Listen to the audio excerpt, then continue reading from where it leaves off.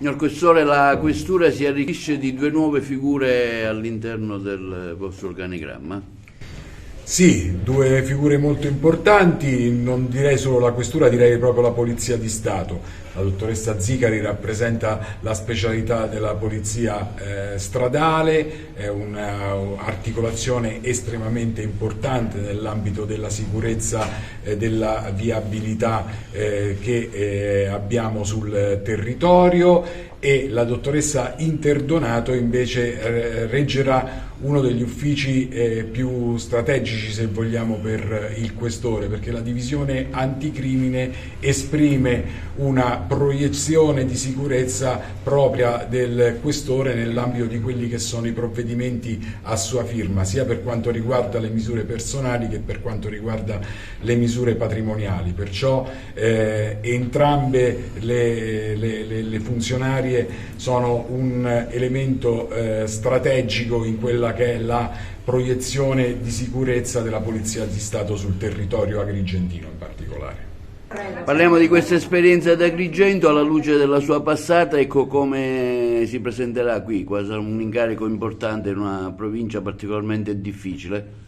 Sì, intanto ringrazio il Dipartimento e quindi anche il signor Questore per avermi dato questa opportunità di intraprendere questa esperienza per me assolutamente formativa e sicuramente che mi comporterà anche impegno e attenzione.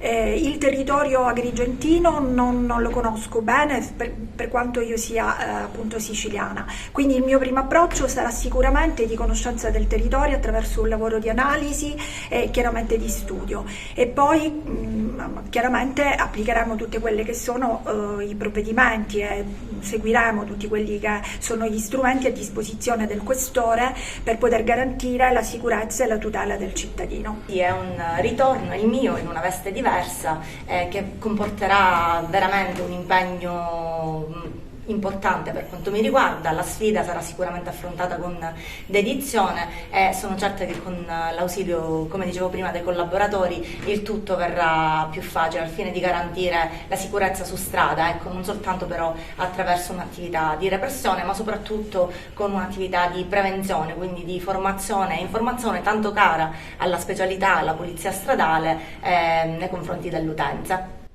Lei già viene da un incarico a Caltanissetta simile, no? Sì, provengo dalla provincia di Caltanissetta, dove ho ricoperto l'incarico di dirigente alla sezione di polizia stradale della provincia di Caltanissetta.